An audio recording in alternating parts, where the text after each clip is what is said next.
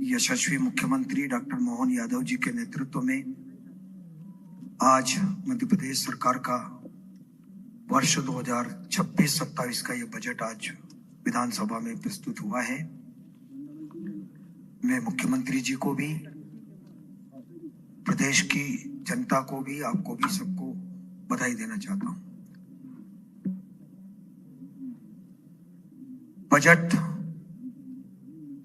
से बड़ी आशाएं होती है आम जनता को भी, सभी वर्गों को,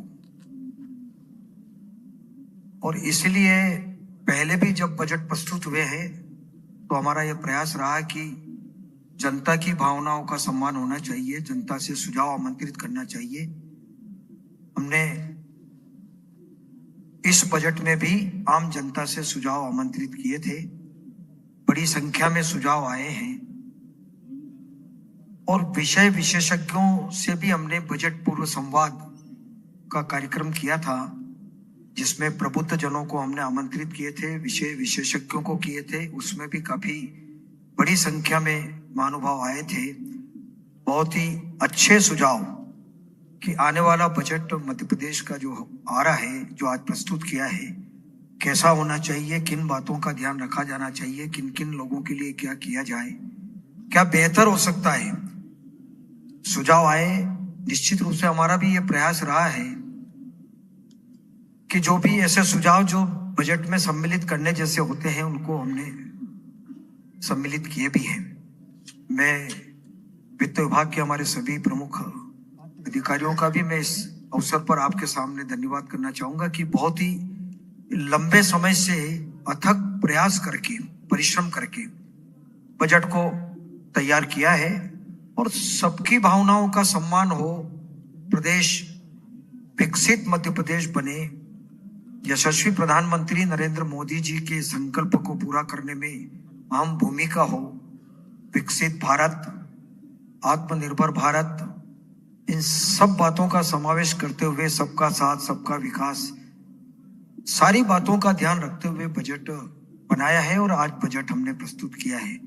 जनता का बजट है, जनता के लिए है और पूरी तरह से जनता को समर्पित है। और मुझे कहते हुए खुशी भी है कि पिछले वर्ष को उद्योग वर्ष के रूप में घोषित किया था, लेकिन इस बार माननीय मुख्यमंत्री जी ने, सरकार ने किसान कल्याण वर्ष के रूप में भी घोषित किया है। तो हमने विशेष बजट में किसानों की समृद्धि के लिए, उत्पादन का मूल्य ठीक मिले, सारी बातों का ध्यान रखते हुए हमने बजट में प्रावधान किए हैं। मैं एक बार और आप सबको भी बधाई देता हूं, क्योंकि आपके माध्यम से ही सब कुछ होता है, जनता तक बात पहुंचती है। और मोदी जी ने जो 4 आधार स्तंभ बताए हैं, ज्ञान, जिसमें गरीब, युवा, अन्नदाता, नारी शक्ति और गरीब, ऐसे 4 स्तंभ बताए, चारों का भी हमने विशेष तौर से ध्यान रखा है और कोशिश हमने ये की है कि सर्वस्पर्शी बजट हो। गांव, गरीब, किसान, मजदूर, महिलाएं, सभी वर्ग का ध्यान इसमें रखा जाए। जितनी योजनाएं गरीब कल्याण की चल रही है, उनको भी निरंतर जारी रख करके वो भी हम काम करें।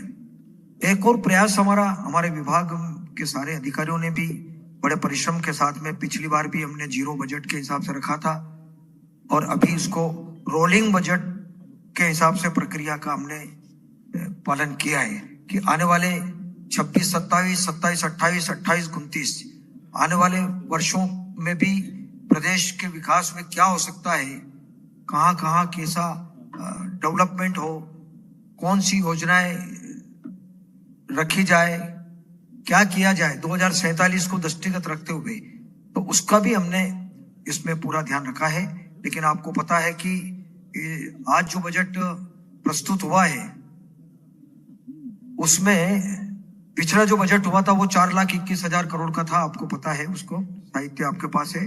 लेकिन इस बार 4,38,317 करोड़ का ये बजट हुआ है, जिसमें राजस्व व्यय 3,08,658 करोड़ का और कुल पूंजीगत व्यय इसमें 80,266 करोड़ का। इस प्रकार से हमने ये प्रावधान किए हैं। और कुछ विभागों को जहां आवश्यकता है और कुछ महत्वपूर्ण जहां जनता से जुड़े हुए काम है, उनमें हमने ग्रामीण विकास विभाग में 37% की वृद्धि की हमने, नगरीय विकास एवं आवास विभाग में हमने 16% की वृद्धि की, महिला बाल विकास में हमने 26% की, राजस्व विभाग में 43%, स्कूल शिक्षा में हमने 11% की वृद्धि की है। इस प्रकार से जो महत्वपूर्ण कुछ काम थे, हेल्थ के क्षेत्र में भी हमने 23,747 करोड़ का हमने प्रावधान किया बजट में। चूंकि कृषि एवं संबद्ध क्षेत्र में 88,910 करोड़ का, कृषि एवं संबद्ध क्षेत्र के गैर बस्ती स्थितियों को सम्मिलित करते हुए हमने 1,15,000 करोड़ का। वैसे मैंने सारी बातें अभी बजट भाषण में की है, लेकिन कुछ प्रमुख योजनाओं में जो प्रावधान किया है, लाडली बहना योजना, इसमें लगभग 23,800 करोड़ का, और बीबीजी रामजी योजना में लगभग 10,400 करोड़ का, मुख्यमंत्री किसान कल्याण योजना में लगभग 5,500 करोड़ का, राष्ट्रीय स्वास्थ्य मिशन में लगभग 4,600 करोड़ का, सिंहस्थ का आयोजन आपको पता है कि 2028 में सिंहस्थ का आयोजन होगा, उसमें लगभग 3,000 करोड़ का प्रावधान हमने किया।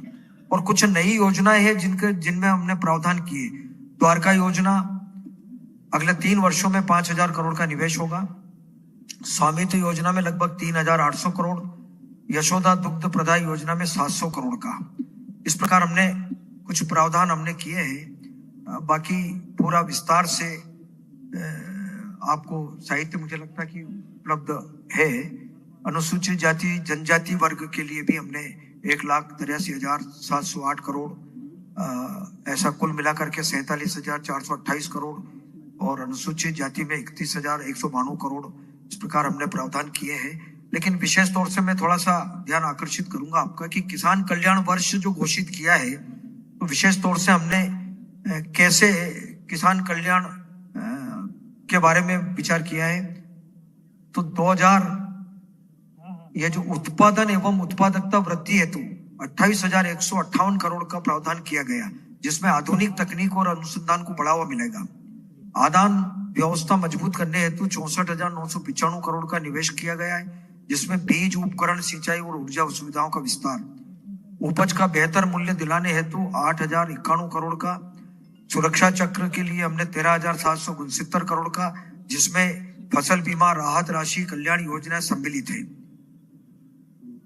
यह बजट किसानों को आत्मनिर्भर बनाने और समृद्ध मध्य प्रदेश के 2047 के विजन को साकार करने की दिशा में एक ठोस कदम है।